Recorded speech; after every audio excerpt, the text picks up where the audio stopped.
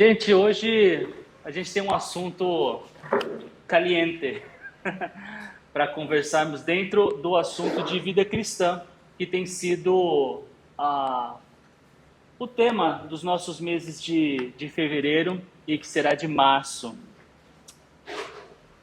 Mas eu queria, não só porque o tema é caliente, mas porque é um assunto que nós deveríamos seguramente conversar mais. Eu quero orar ao Senhor e que Ele nos dê nesse tempo, que é bastante curto nesse tema, que vocês já verão e talvez já saibam, que Ele nos ajude. Senhor, muito obrigado. Obrigado por estarmos juntos aqui. Obrigado, Pai, pela possibilidade de, com bastante liberdade, podermos conversar a respeito das coisas do Senhor, da Tua Palavra. Nos abençoe, Pai. Precisamos do Teu auxílio e não somente para estarmos informados, mas para reconhecermos, Pai, a Tua vontade e aplicá-las em nossas vidas.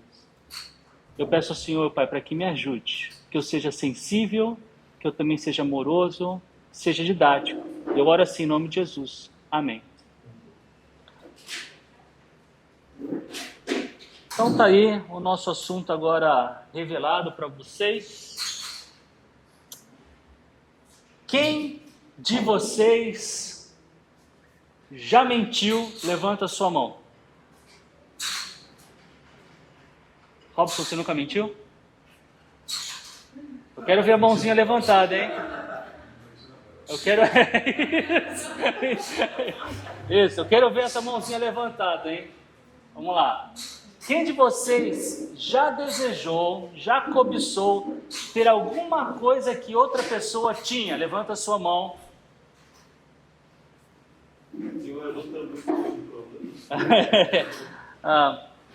Quem de vocês aqui já fez um juramento?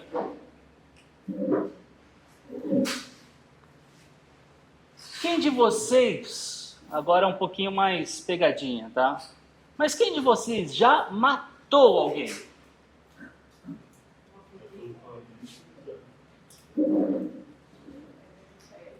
Vocês vão entender melhor com a próxima pergunta. Não, antes de eu entrar nela. Interessante que em Mateus 5, 21, 22 diz assim: não mate. Quem matar será julgado. Mas eu lhes digo que qualquer um que ficar com raiva do seu irmão será julgado. Existe uma relação entre o seu ódio por alguém e o significado de matar alguém. Mais claro ainda, vem com essa próxima pergunta. Eu quero ver essa mãozinha ou levantada ou abaixada. Quem de vocês já adulterou? Levanta a sua mão.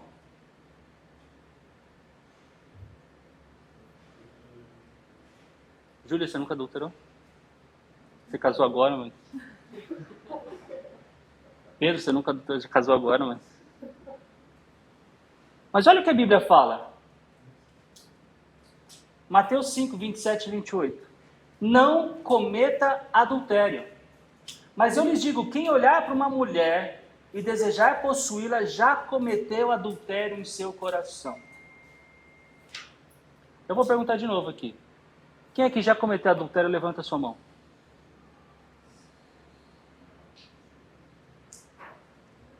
Eu vou presumir que alguns de vocês nunca desejou um outro homem ou uma outra mulher no seu coração.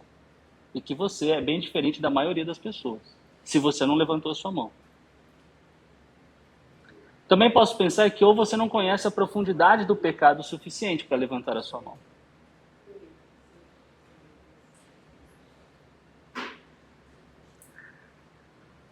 A nossa tendência, ela é minimizar os nossos atos, mas à luz das Escrituras, elas aparecem.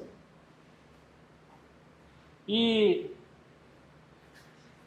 interessantemente, algumas das nossas atitudes são pouco conversadas entre nós, mesmo nós sendo os cristãos e, portanto, eu diria, conhecedores da natureza pecaminosa que nós temos. Um desses assuntos que nós pouco conversamos é esse. Sexo. E alguns de nós aqui têm filhos adolescentes ou pré-adolescentes. Você que tem. Você já conversou com eles sobre isso? Como foi essa conversa? Qual foi o conteúdo Você conversou com base no que o mundo fala ou no que a Bíblia fala? Como é que o mundo fala? Alguém quer dar algum exemplo? Quando vai ensinar para os mais jovens sobre sexo. Eu escuto muito, use camisinha. Que mais? Ok. Meu corpo, minhas regras. Sou eu quem decido o que eu faço, quando eu faço, como eu faço. Aproveite bem antes de casar. Vou falar uma coisa para vocês. Vai soar como quase que imoral aqui, mas eu vou falar isso para vocês. Uma das pessoas que era bem próxima a minha não era cristão, mas ele chegou para mim e falou assim: e aí, você não transa com a Karen, né? A gente era namorado. Eu falei: não transo. Ah, é mentira. Sabe por que é mentira? Porque mulher virgem tá voando. Você tá vendo alguma voar? Gente, essa é a mentalidade do mundo. Pegue quantas você conseguir, ou quantos você conseguir. Às vezes uma coisa parece que é mais piedosa, assim, escolha bem com quem você vai fazer a primeira vez, tá bom?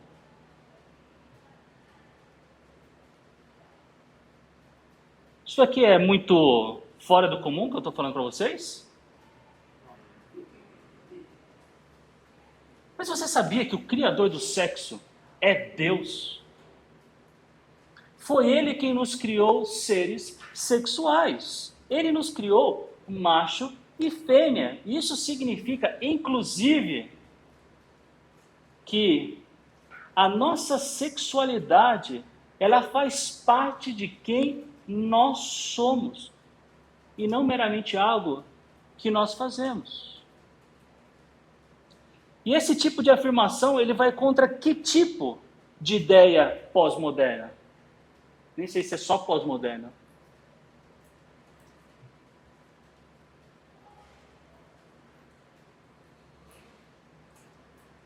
Eu imagino que não seja também incomum vocês saberem que existe uma redefinição do que é homem, do que é mulher, do que é masculino, do que é feminino. E se é uma criação de Deus, e isso é inerente a quem nós somos, com certeza essas ideias não são ideias daquele que criou o sexo e a sexualidade. O meu objetivo com vocês aqui hoje é tratar, ainda que de forma básica, especialmente por causa do tempo que nós temos. Eu tenho aqui, acho que 7 páginas de esboço, acho que nem vou conseguir cobrir tudo, mas é tratar o sexo de uma perspectiva bíblica. Ainda que, às vezes, para muitos de vocês chover no molhado, eu acho que esse é um assunto que a gente precisa chover bastante no molhado. De tão pouco que a gente fala nisso. Parece que o mundo fala muito mais alto, a gente acaba consumindo essas coisas e muitas vezes influenciados, aceitando.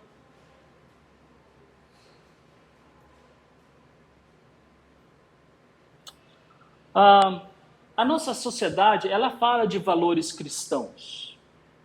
Eu acredito que ela preza valores cristãos, mas a verdade é que sem Deus, sem o poder do Espírito para nos auxiliar, é impossível ter um comportamento que agrada ao Senhor. Por exemplo, o que eu quero dizer com isso? Um valor cristão que a nossa sociedade diz, e eu acho que isso em razão das raízes cristãs que nós temos, sejam elas católicas ou protestantes, é que o sexo é algo que deve acontecer dentro dos limites do casamento. Vocês concordam comigo que eu estou falando isso? Que de alguma forma existe um apreço para que o sexo aconteça dentro do casamento. Um apreço, assim, é falado. E agora não é para ninguém levantar a sua mão. Mas quanto de nós éramos cientes desse valor cristão? Talvez alguns de nós eram mais do que informados, tinham uma convicção que deveria ser assim dentro do casamento e mesmo assim tomou uma atitude contrária a esse valor cristão. Não levante a sua mão. Pense nisso. E não é só um valor cristão de um cristianismo qualquer. Isso é uma verdade bíblica. de que o sexo ele deve acontecer na hora certa, com a pessoa certa, e tem até o como certo.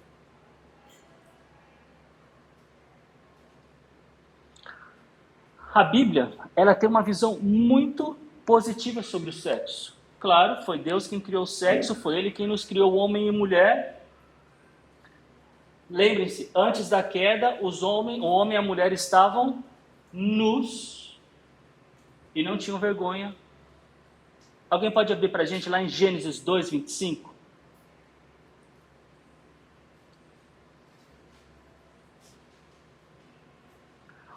Outro já pode abrir em Provérbios 5, 18 e outro ainda em Eclesiastes 9, 9.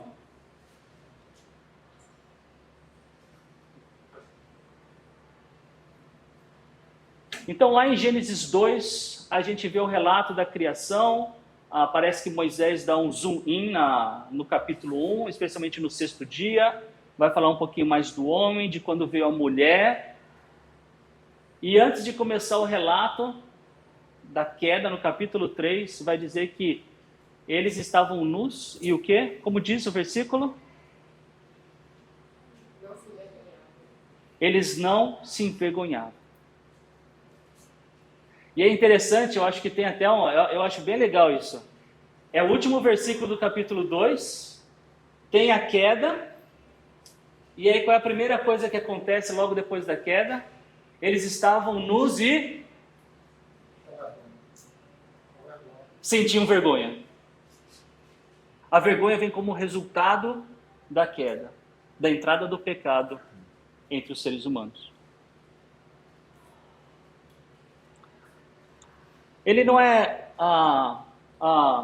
é positivo também. Olha só quem abriu em Provérbios 5,18. Olha, e na verdade, assim, se a gente lesse todo o contexto, ia ser ainda melhor, mas olha como a Bíblia fala do desfrute, de quão coisa boa isso é.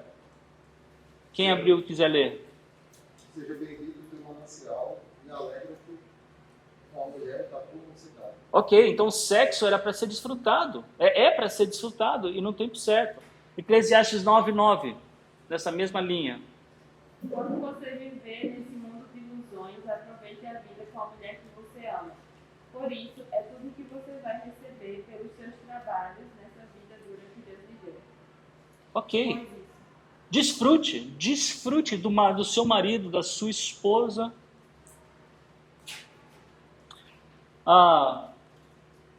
Gilberto Gil cantou o rei da confusão, João. Tem um outro cara que é o rei da confusão, não é João. O rei da confusão é Satanás. E ele nunca quer que nós desfrutemos da criação tal como Deus a fez. Como? Dando honra a Ele. Quando a gente desfruta da criação como é para ser desfrutada, nós honramos aquele que criou. Nós honramos a Deus. Curtindo, e a gente faz isso curtindo da forma que agrada a Ele. E em última análise, a alegria que a gente recebe quando a gente está fazendo conforme a vontade de Deus, ela é suprema. Vocês já ouviram pessoas falando assim? Eu acho que especialmente no contexto de auxílio ao próximo. A pessoa faz uma boa obra, ela faz alguma coisa e ela chega para você, mas eu me senti tão bem quando eu fiz isso. Vocês já ouviram alguma coisa assim? E talvez até você, nossa, eu me sinto bem quando eu faço isso. Sabe por quê? Porque, primeiro, nós não somos seres somente físicos. Nós somos seres espirituais, de novo, criados por Deus, que quando está debaixo da orientação desse Criador, a gente tem uma alegria, a gente tem um gozo que não é como, ainda que seja gostoso, sexo, seja ele quando você quiser fazer, ou da forma como você, é muito melhor e muito mais alegre dentro dos propósitos de Deus. Quando a gente faz conforme a vontade dele, a gente desfruta da alegria que ele nos oferece. Eu falei de Gilberto Gil. Lulu Santos também cantou, né? Consideramos justa toda forma de amor. Toda forma de amor. Satanás deturpa tanto que, inclusive, a gente tem confusões sobre o que realmente significa amor. Aliás, a gente inclusive muitas vezes fazemos um desserviço porque nós somos enganados pelo vocabulário da sociedade e a gente acaba utilizando isso. Por exemplo, a maioria de nós aqui, que eu estou olhando, é casado. E talvez você use a frase e use ela de forma pública. Bem, seria meio estranho público, mas mesmo assim, num contexto mais íntimo, talvez entre amigos, não, porque hoje eu vou namorar. Como seria se seu filho escutasse, ou se alguém escutasse, que você dissesse, hoje eu vou namorar, dizendo, hoje eu vou transar, hoje eu vou fazer sexo com meu cônjuge. Aí vai essas pessoas que não entendem isso, elas vão lá e agora eu vou namorar com alguém. Olha, papai e mamãe uma vez falaram que vão namorar. Eu acho que eles são... Deve fazer parte desse relacionamento de namoro eu transar. Pode ser que eu esteja exagerando aqui, mas é alguma coisa para reflexão. Você quer uma coisa mais comum? Fazer amor. Pode ser que não está no seu vocabulário, mas está nos filmes, está nas novelas, eu vou fazer amor. Como se sexo fosse amor. Amor faz parte de um relacionamento sexual, mas ele não é o relacionamento sexual. Olha uma afirmação que eu tirei de uma enciclopédia bíblica. A diretriz da Bíblia para a conduta em um relacionamento sexual moralmente legítimo é o amor ágape. Ao contrário de outros tipos de amor, ágape coloca Deus em primeiro lugar e os outros antes de si mesmo. E agora eu grifei tirando disso. E esse foco no ágape destrói a hipótese moderna de que o amor é um termo sem sentido, fora do contexto da experiência física e sexual. A Bíblia define o que é amor. E esse amor faz parte do relacionamento sexual que está nos planos de Deus. Inclusive, a definição bíblica mostra que sexo é algo que pode ser curtido a qualquer hora, por qualquer um, da forma como acharem melhor. Isso é correto? Não. Como é que é? Tem o tempo certo. Tem a pessoa certa. Ontem eu li um artigo chamado... Esse daqui, ó. A esperança do evangelho em uma cultura de sexo casual. No começo do artigo diz assim, seu novo livro, American Hookup, o sexo casual americano, não tem em português. A socióloga Lisa Wade mostra que a sexualidade sem fronteiras é agora a força dominante na formação da cultura sexual no campus universitário. Abre aspas. Precisamos dizer sim às oportunidades de encontros sexuais casuais, argumenta ela. E um comportamento sexual que seja inovador e te faça sentir bem.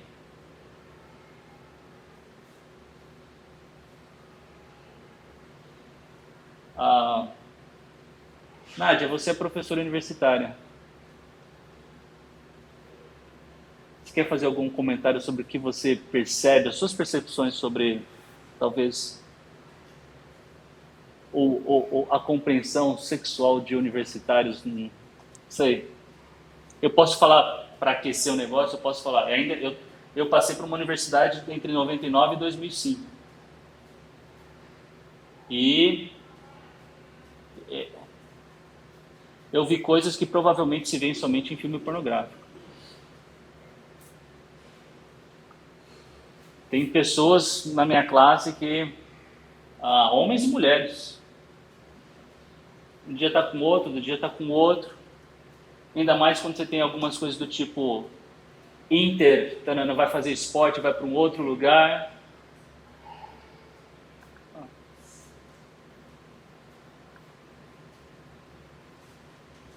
Essa realidade hoje ela continua e eu acho que ainda no patamar que você deu aí na música de Lulu Santos. Eu já presenciei, por exemplo, deve estar comigo e eu isso também. Já tive alunos que no semestre o sexo casual era do mesmo sexo. Uhum. E no semestre seguinte o sexo casual era com o sexo oposto. E eu não sei como se processa na cabeça desses jovens, porque o que eu percebo é que existe uma imaturidade, assim. As pessoas fazem porque muitas vezes não querem se sentir diferentes, mas fazem sem saber o significado que aquilo provoca nelas mesmas, entendeu? Uhum. Porque eu não sou da psicologia, mas eu não consigo compreender, como é, por exemplo, que um menino de 20 anos, 22 anos, consegue ter um comportamento tão bipolar ao ponto de achar que o sexo é tão casual, que você pode fazer com pessoas do mesmo sexo ou de sexos diferentes. E isso acontece aqui, em uma cidade pequena. Imagine uma universidade onde você tem... Sim. Eu me lembro de uma escola aqui em que, faz alguns anos isso, mas eu já estava aqui, eu presenciei isso, é que chegou no final do ano, naquela turma da saudade, né, tem alguma coisa assim, né, a aula da saudade e tal, foi comemorado que naquele ano nenhuma das mulheres saiu grávida, porque os anos anteriores sempre tinha alguém que ficou grávido. Eu só vou citar para vocês aqui o que ele coloca 4 pontos, tá? Para responder a essa questão da cultura do sexo. A primeira delas, promover uma ética que se encontra na pessoa toda e não no aspecto atraente. Ele quer dizer nesse ponto que amor não é meramente sexo. 2, promover romances que honrem a Deus e não o utilitarismo sexual. Tirando do texto, diz assim: a pior coisa que alguém poderia fazer no processo do sexo casual é nutrir sentimentos, de acordo com os estudantes da pesquisa de Wade. Eles simplesmente têm por meta ficar com alguém de quem eles não gostem de maneira especial e em seguida se separar. Encontros sexuais são meramente transacionais. A cultura do sexo casual esvazia o sexo de significado. O ensinamento bíblico dá sentido à paixão e à conexão que o sexo produz. Terceiro ponto, treinar homens para cuidar de mulheres, não para serem predadores. E 4, ajudar estudantes a verem que eles não são definidos por sua sexualidade. Eu nesse ponto, eu colocaria totalmente definidos, porque eu acho que a sexualidade faz parte inerente da definição de quem cada ser humano é também. Tá? Mas nesse ponto, o autor do artigo, ele cita a socióloga, que diz que as mulheres se sentirem, elas se sentem responsáveis, por exemplo, em festas universitárias, para trazer a sexualidade, para que ela seja uma festa sexy. E nisso ela promove competição entre os homens, para elas mesmas se fazendo de objetos sexuais. Enfim, depois aqui eu mando para vocês esse artigo. Eu já dei várias palestras em ensino médio sobre sexualidade, sobre sexo. E é muito interessante que depois que você acaba o tempo de monólogo e você abre para perguntas, você percebe onde esses jovens estão pelo tipo de perguntas que eles fazem. Num colégio aqui, e eu acho que isso foi Fundamental 2, antigo ginásio, um deles fez, por exemplo, uma pergunta do tipo sobre sexo anal, e um outro fez perguntas sobre questões raciais e o tamanho do pênis. Gente, eu estou falando isso para vocês perceberem, não tem vergonha na hora de perguntar. Não tem vergonha. Eu estou colocando duas, fora aquelas. Interessantemente, nesse colégio, resolveram fazer uma coisa de... Não era somente eu que estava lá. Do meu lado direito, tinha... Eu não sei o que ele era, psicólogo, etc. Mas... ele tinha um comportamento homossexual. E ele e eu respondíamos as perguntas. E com certeza as respostas eram bem diferentes. E de quem vocês acham que a resposta era mais atraente para aquele público? Com certeza não eram as minhas.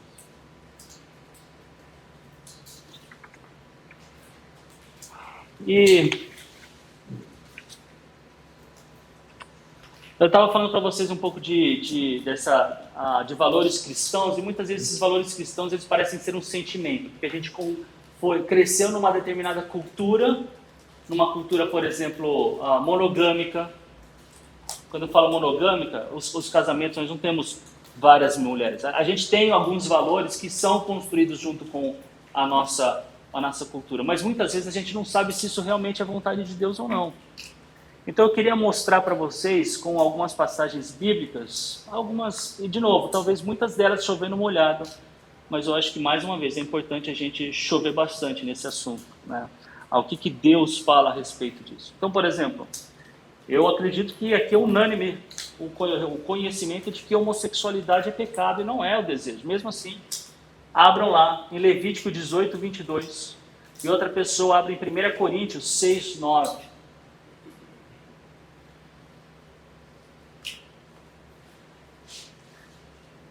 Aquele que achou, seja em Coríntios ou em Levítico, lê pra gente, por favor.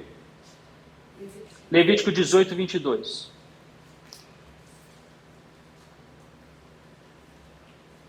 Um homem não se declarar como se fosse mulher, é a abominação. Ok. 1 Coríntios 6, 9.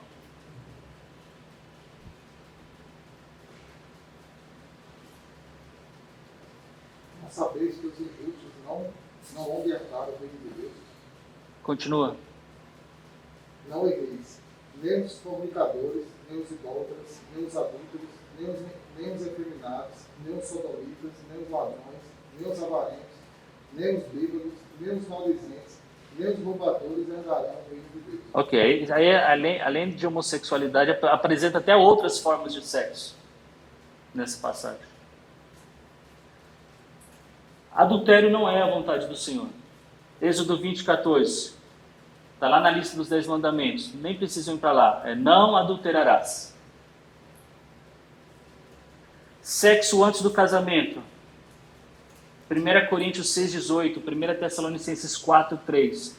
Não são bem textos extremamente diretos para falar não terá sexo antes do casamento, mas são textos que contemplam a imoralidade sexual, tá? E dentro disso está o casamento, ou o sexo fora do contexto de casamento. Eu coloquei aqui uma outra citação da mesma fonte. O coito entre duas pessoas solteiras é um ato subhumano, porque a relação sexual é um tipo único de linguagem corporal que o Criador projetou para expressar e selar aquele relacionamento especial, exclusivo e duradouro entre um homem e uma mulher, que a Bíblia chama de casamento. Levítico 18 também apresenta bestialidade. O que é bestialidade? Relacionamento com o animal. Ela também apresenta o incesto. Abram lá em Levítico 20, 14 e 1 Coríntios 5, 1. Se um homem tomar uma mulher de sua mãe, maldade é. A ele e aquelas queimarão para que não haja maldade. Você vê a punição do incesto dessa vez não era apedrejamento, era queimação. 1 Coríntios 5:1 era um problema que estava acontecendo, olha só, hein, dentro da igreja. Lê alguém pra gente. Geralmente, se ouve que há entre vós imoralidade e imoralidade de fato, como nem mesmo isto é, a fé que se atreva a confundir a Pois é. Vale lembrar, gente, que a Bíblia considera incesto, inclusive, quando você... e isso está escrito ali em Levítico, né? Algumas orientações, você se tornou viúvo. E aquelas pessoas que se tornaram seus parentes por causa da sua esposa, você, sendo viúvo, você não pode se relacionar com essas pessoas. Isso é incesto. Incesto não é só uma relação entre mãe e filho, ou pai e filha. Ou pai e filho, mãe e filha. Tá? É maior do que isso. É o relacionamento com parentes próximos. Aí sempre vem aquela perguntinha, tá? Mas é a questão lá do começo da humanidade. A lei, ela veio num momento histórico, que não é lá no começo. Se a gente quisesse conversar de ciências, a gente pode pensar que Adão e Eva eram geneticamente perfeitos também. E seguramente naquele começo, o relacionamento sexual para reprodução, ele não causava muitos problemas, como hoje, potencialmente muito mais causa a questão genética. Poligamia. Malaquias, capítulo 2, versículos 14 e 15. A gente não precisa ler agora. Mas eu sei que vocês sabem, mas as escrituras trazem tudo isso daí. Eu quero trazer um aqui também. Quem aqui sabe o que é? Não está nem no meu script aqui, mas eu me lembrei disso. Quem que sabe o que é? Onanismo. Eu já... Quem foi Onan? Quem se lembra?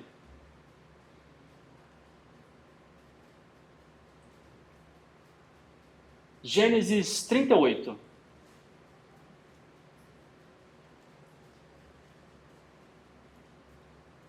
É no seu versículo, vocês vão ter que procurar aí. Mas ele foi o segundo...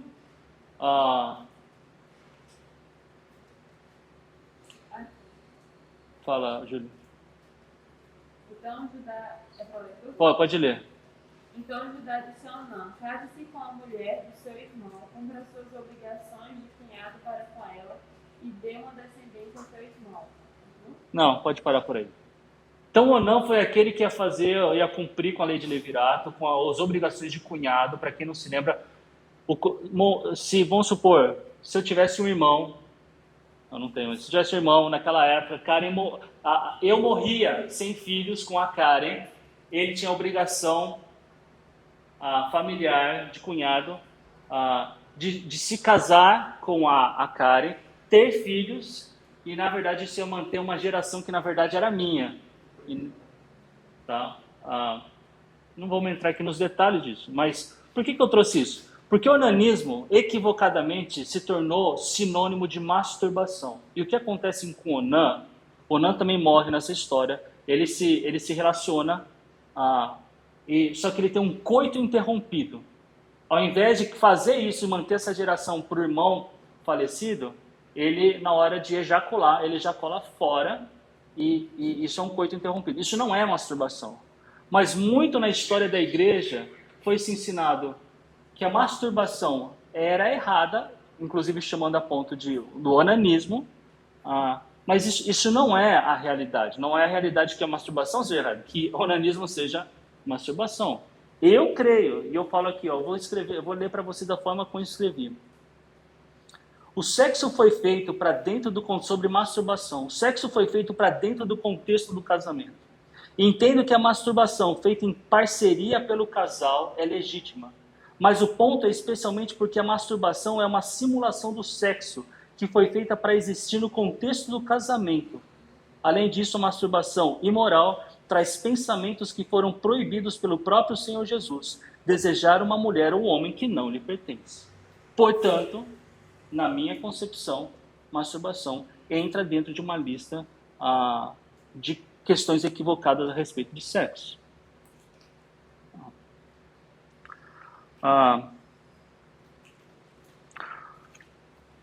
Eu quero quase que fazer um parênteses agora, porque na verdade o ponto não é bem sexo, mas eu acho que é importante. Existem 3 pré-requisitos muito claros na hora de nós buscarmos alguém para nos casar. 3 pré-requisitos. Eu vou talvez brincar com vocês aqui. Quais vocês acham ser esses 3 pré-requisitos? Ser humano. Ok? Então vamos falar dele. Primeiro deles, como eu falei, era bem básico. Que seja ser humano. Nós acabamos de ver que existe um pecado, uma bestialidade. Então ninguém se casa com um elefante, com um cachorro, com uma égua, com um cavalo. Já ouvi história lá na Europa, né? Tem um documento, a menina se casou com o gatinho dela. Sei lá, talvez tenha essas loucuras. Mas parece óbvio, mas é verdade. Um pré-requisito do casamento é que um ser humano se casa com outro ser humano. Não com o animal. Qual é o outro pré-requisito? Sexo oposto. É mais um pré-requisito bem básico. Sexo oposto. Deus é o criador do casamento. Na definição de Deus do casamento, que a sociedade já deturpou também, o casamento acontece entre um homem e uma mulher, entre uma mulher e um homem, nunca entre um homem e uma mulher e uma mulher, e nem entre um homem com um homem que pensa ser mulher, e portanto como se fosse homem e mulher. E tem um terceiro ponto. Oi? A mesma fé. Correto. Pensando mais especificamente, cristãos devem se casar com cristãos. Esses são os 3 pré-requisitos bem claros, que nenhum de vocês, na hora de ficar escolhendo, faz essa escolha. Deus já fez por você. Que seja um ser humano, de sexo oposto, e que seja, se você é cristão, que ele seja ou ela seja cristão. Sabe o que é interessante dessa lista? Parece que os 2 primeiros pontos são extremamente óbvios. Assim, óbvios. Mas o terceiro, quantos de vocês não conhecem pessoas cristãs que nunca... pode ser qualquer um, pode ser lá da escola, pode ser lá da boate, pode ser lá do bar, pode ser, sei lá, de qualquer lugar. Desde que seja ser humano e do sexo oposto. Mas não é assim. E para isso, gente, existem muitas passagens nas Escrituras. Não é só 2 Coríntios, capítulo 6, versículo 14, que diz: não vos ponham em julgo desigual com os descrentes. Há muito relato, há muita narrativa que fala: não faça isso. E exemplo? Oi? E exemplo de quem não seguiu o conselho e Salomão, várias mulheres. Salomão é um. Sansão é outro.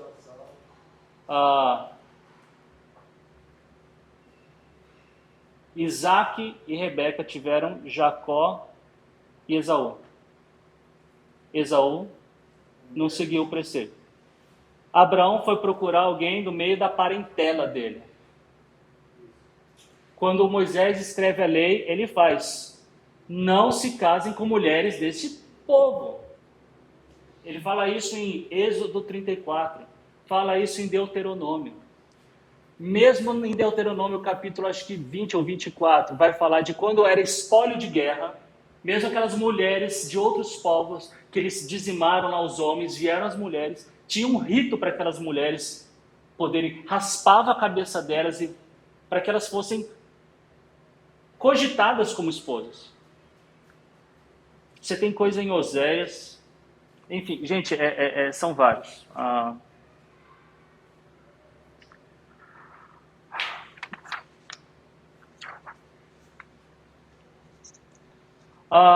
Eu queria colocar mais alguns pontos com vocês de forma assim, mais rápidas até, mas é que eu comecei falando um pouquinho do sexo e falei que a Bíblia vê isso de forma muito positiva e talvez eu tenha só trazido que era uma questão de prazer. A Bíblia mostra que o sexo é extremamente prazeroso. Vocês que já puderam desfrutar disso sabem disso, especialmente vocês que puderam desfrutar disso dentro de um contexto divino sabem melhor ainda disso. Mas ele também serve para uma outra coisa que é também bastante natural, que é procriação. Muito bem. Então o sexo está aí para procriar. E é uma ordem. Quando Deus dá para Adão e Eva e fala: multipliquem-se. Tá? Eu não vou falar para vocês se é certo ou errado, não é o contexto de hoje a gente falar se é querer ter filho ou não, mas existem as duas linhas de pensamento. Alguns teólogos falam: olha, o casal deve desejar, ainda que ele não possa, não consiga, mas o desejo positivo por filhos, ele é alguma coisa positiva, e o contrário disso seria contrário à vontade de Deus. Mas também existe aquele ponto em que não desejar não é um pecado, não é contrário à vontade de Deus, porque a ordem é ele se multiplicar, e parece para esses que em Êxodo capítulo 1 ou 2, a ordem de multiplicar tinha um propósito, e o propósito era de encher a terra. E no começo de Êxodo tem uma sentença, uma afirmação, onde vai dizer, a terra já estava cheia. Tá? Então, a questão de multiplicação ela já tinha sido cumprida. Mas, bem, procriação é uma das questões que envolve o sexo. E por isso, por mais que hoje seja quase que um clichê, na nossa, deveria ser mais ativa, mas luta contra equívocos sexuais, a própria homossexualidade, muitas vezes a gente argumenta, olha, o sexo tem o objetivo de procriação. Um homem com homem não procria, uma mulher com mulher não procria. Portanto, isso está fora dos desígnios de Deus. Isso está correto? Sim, está correto. Ainda que esse argumento, hoje, ele ficou muito enfraquecido dentro das discussões a respeito desse tema.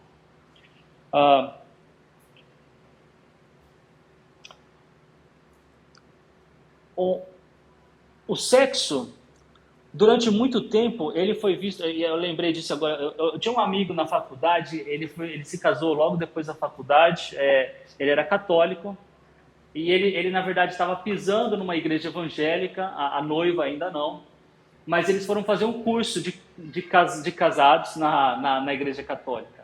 E eu, curioso, perguntei para ele, né, cara, o que eles falam lá? Porque provavelmente você conversou com um padre que não é casado, né? Foi isso, ele não é casado. E o que ele fala quando vocês tocaram ele falou, olha, sobre sexo, ele fala que a gente deve ter sexo só quando a gente quiser ter filho.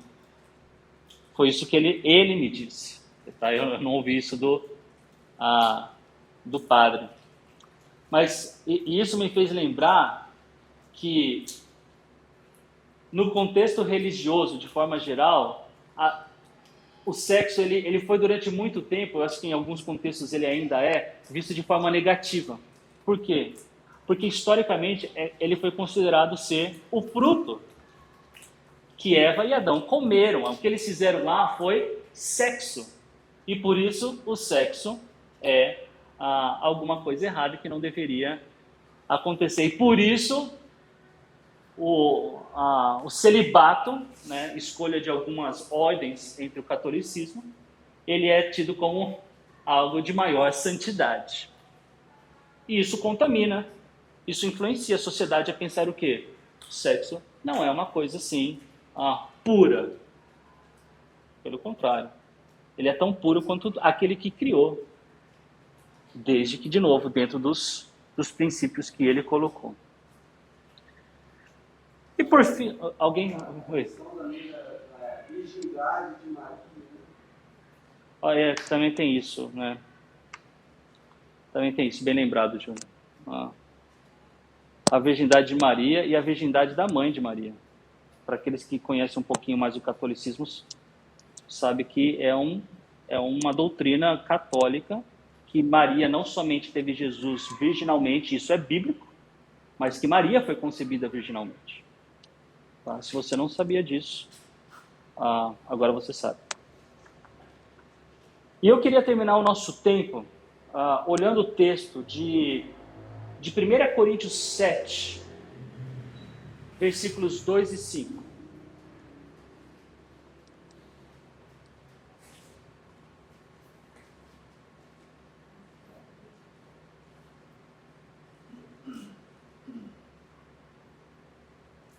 Eu vou ler para a gente nesse. 1 Coríntios 7, 2 a 5. Por causa da imoralidade, cada um deve ter sua esposa e cada mulher o seu próprio marido. O marido deve cumprir os seus deveres conjugais para com a sua mulher e da mesma forma a mulher para com o seu marido. A mulher não tem autoridade sobre o seu próprio corpo, mas sim o marido. Da mesma forma, o marido não tem autoridade sobre o seu próprio corpo, mas sim a mulher.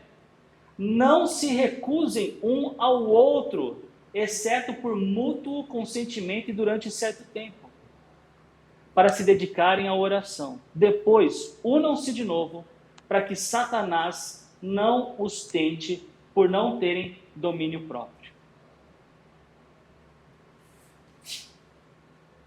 Nessa última sexta-feira foi a coinonia que eu faço parte, né? E a gente conversou um pouquinho sobre divórcio, porque foi o texto que nós tratamos em Tito 1.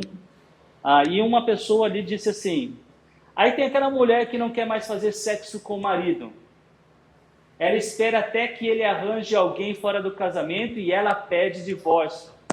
Aí ela sai de boa, porque as pessoas só veem o que o marido fez.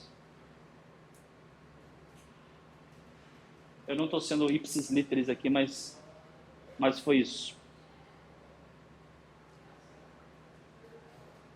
Antes de continuar do que eu tenho aqui no meu esboço, o que vem à mente de vocês com relação a esse versículo? E aqui a gente tem alguns que são solteiros no nosso meio. Talvez para você, solteiro, o que vem à sua mente quando você lê alguma coisa como essa? Não somente vocês, a pergunta é para todos, mas...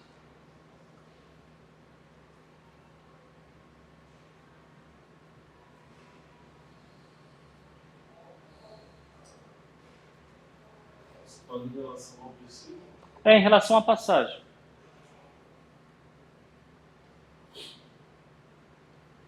Ele tem muito a ideia de o outro estar no centro.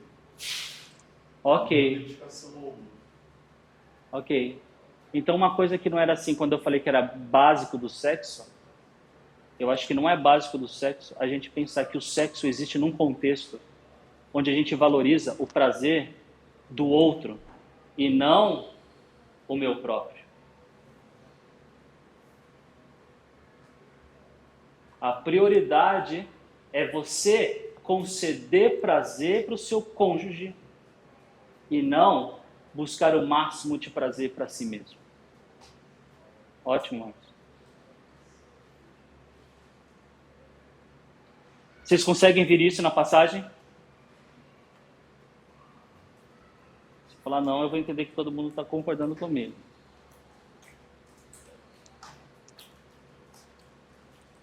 Alguma outra coisa?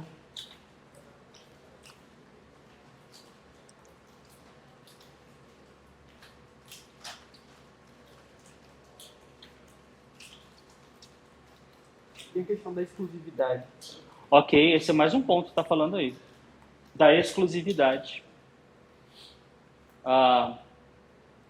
Bem, eu não quero atropelar o que você pensou. Então, o que mais, Pedro? O que é exclusivo aqui? O fato de um pertencer agora ao outro, porque estabeleceram a união com Deus, primeiramente, e depois com o outro. Ok, então é o meu cônjuge. É isso que você está querendo dizer? Sim. Uhum. Ele diz aqui, cada um deve ter a sua esposa. E cada mulher o seu próprio marido. Não é a esposa do outro e não é o marido do outro. Isso até me faz pensar numa outra coisa. Trazendo a cultura de novo. Eu acredito que nós vivemos numa cultura extremamente matriarcal. O que eu quero dizer com isso? Dentro da família, o papel sagrado é da mãe. A mãe é a figura mais importante na família da cultura brasileira. Vocês concordam comigo? A mãe é guerreira, a mãe é tudo. E muitas vezes, por influência da sociedade,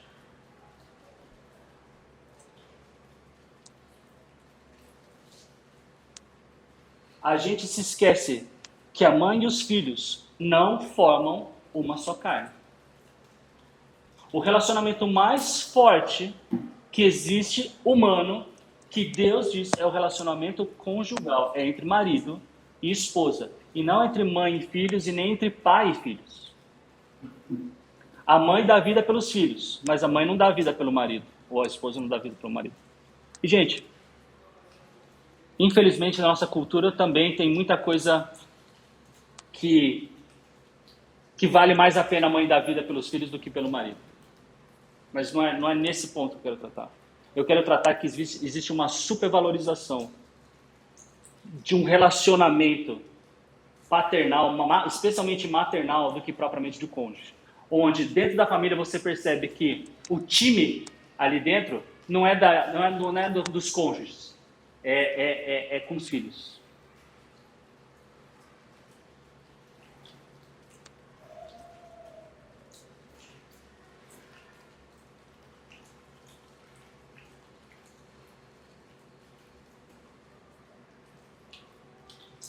O que mais, gente?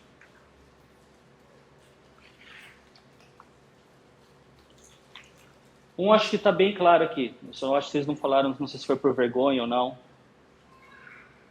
Aliás, antes de eu falar isso, ele começa dizendo, por causa da imoralidade.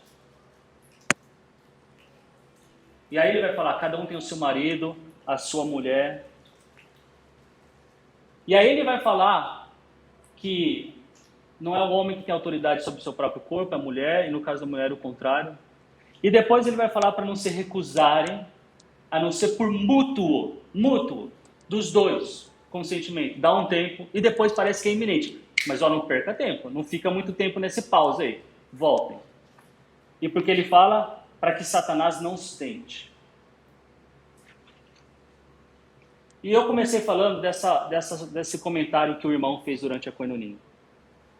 Onde, no caso que ele deu, a mulher dá um freio e fica meses sem relacionamento sexual, e às vezes o desejo dela é que ele pise na bola, para que então ela saia com um ar de piedade,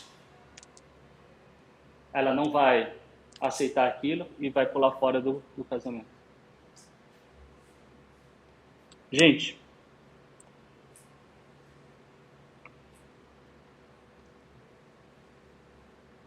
se você marido, se você esposa, tem propositalmente botado seu cônjuge na geladeira, entenda que você está cometendo pecado contra o seu cônjuge e contra Deus. Além disso, você está abrindo as porteiras para que Satanás influencie no seu relacionamento e destrua o seu relacionamento, que em última análise não é a respeito do seu prazer, mas é a representatividade de Cristo e da igreja.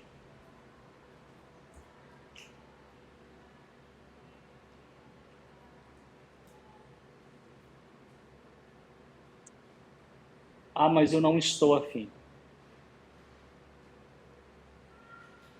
Se você, cônjuge, não consegue ser sensível para o seu marido ou para sua esposa, de que naquele momento ele não está afim, shame on you, vergonha para você.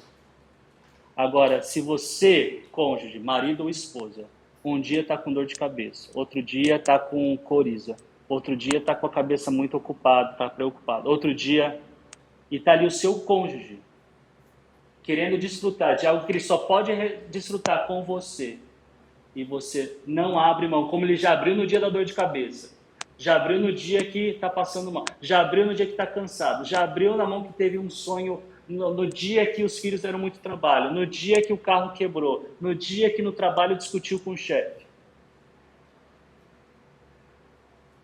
Isso é problema. Isso é problema. Faz parte de uma teologia do sexo. Vocês, nós, igreja, saber que sexo é uma coisa extremamente importante para a saúde do casal. De um casal que quer viver em conformidade com a palavra de Deus. De um casal que quer representar perfeitamente, ou o melhor que pode, o que realmente representa. Cristo e a igreja. Quando você se dedica a satisfazer seu cônjuge sexualmente, você luta pela proteção do seu casamento contra o diabo. Não só contra ele. Por causa da imoralidade sexual, por causa dos desejos da própria carne. Mas não somente isso, você luta para manter a união que Deus criou de novo e que, em última análise, reflete o relacionamento de Cristo com a igreja. Isso está lá em Efésios, capítulo 5.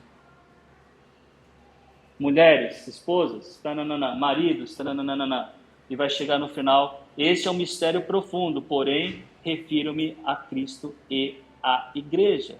Portanto, cada um de vocês também ame a sua mulher como a si mesmo, e a mulher trate o seu marido com todo respeito.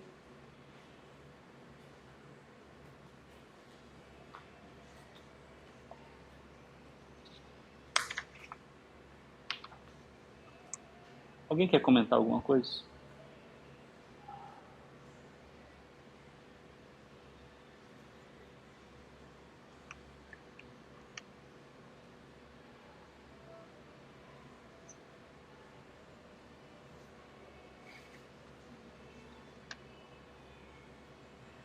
Alguém quer perguntar alguma coisa?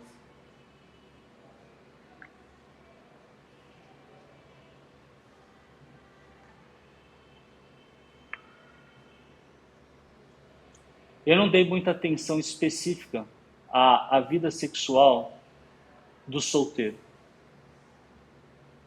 Mas os solteiros que estão aqui, eu sei que são inteligentes para entender que existe muito resultado dessa conversa do sexo no casamento.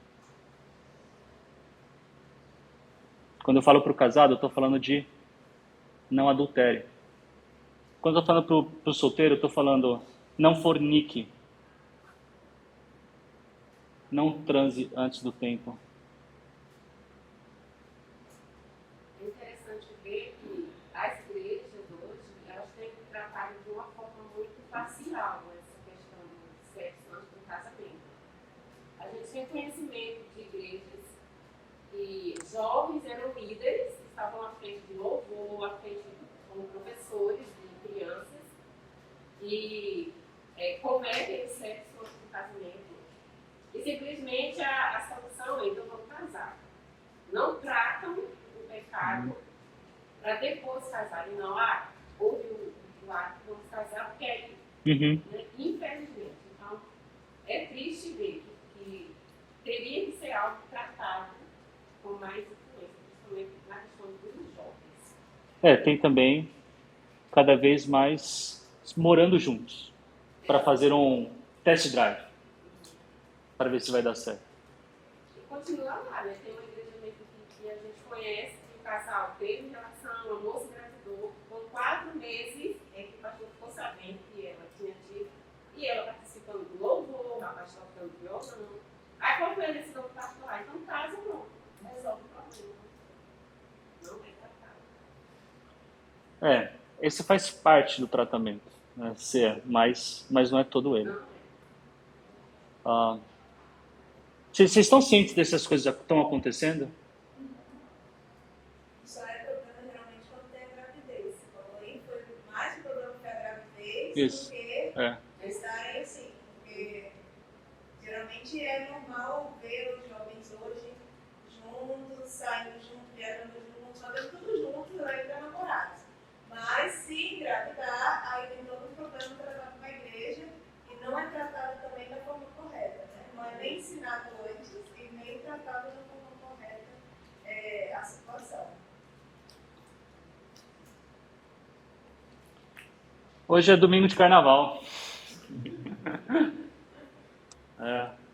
Depois de 9 meses. Isso aí.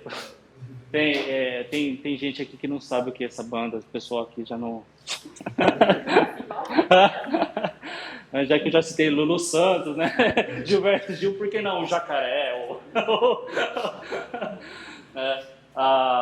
Gente, eu incentivo. Eu falei, o tempo é muito curto para a gente falar um monte de coisa. E eu sei que muito desse assunto é muito legal, talvez melhor, quando a gente trata em grupinhos pequenos, onde existe bastante intimidade, ou cria-se intimidade entre aquelas pessoas para poder conversar sobre esse tipo de coisa. Nós não podemos deixar que o Satanás ou a nossa carne nos confunda para que esse negócio como se fosse alguma coisa suja, poluída, que a gente não deve conversar porque nós somos cristãos. Não é isso. A gente precisa falar mais disso. A gente precisa, enquanto igreja, saber enquanto pais, educar os nossos filhos quanto a isso, enquanto igreja, saber educar as nossas crianças e também educar todos os irmãos e irmãs, que muitas vezes vem num contexto onde essas coisas aqui são esquisitas, são extraterrestres. Mas eu tenho certeza que em Cristo a gente pode ter uma mentalidade sadia e uma mentalidade que vai nos levar a níveis de prazer que nós nunca tivemos, porque vamos fazer o que é gostoso fazer debaixo da vontade de Deus. Vocês estão comigo? Vocês estão comigo? Quem está comigo, levante sua mão. Tá bom, gente, vamos orar. Senhor, eu te agradeço pela oportunidade de novo de estarmos juntos, conversarmos sobre este assunto. Talvez ainda, Pai, muita coisa para conversar sobre isso, para olhar na Tua Palavra, ver com detalhes, Pai, algumas dessas questões.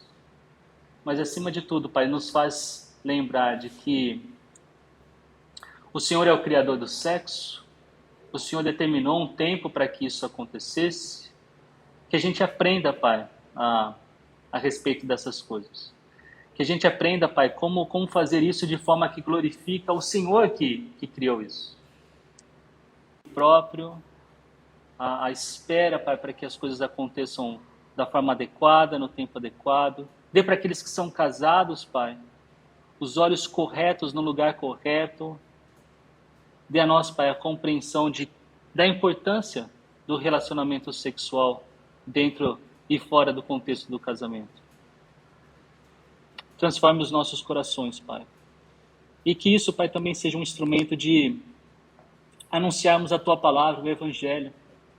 Quando pessoas fazem como querem, quando querem, como querem, que a gente, Pai, possa expressar que decidimos fazer conforme a Tua vontade, conforme a Bíblia, porque acreditamos, Pai, ser o Senhor o Criador disso, porque acreditamos que dentro desse contexto nós temos um prazer ainda maior de desfrute, Pai, do sexo. E que nisso, Pai, a gente apresente a Cristo tal como Ele é, tal como as Escrituras nos ensinam. Obrigado por cada um aqui, Pai. Peço ao Senhor proteção por este dia e que logo mais, Pai, no culto também possamos estar mais uma vez juntos, adorando o Teu nome, o único digno de louvor. Eu oro assim em nome de Jesus. Amém.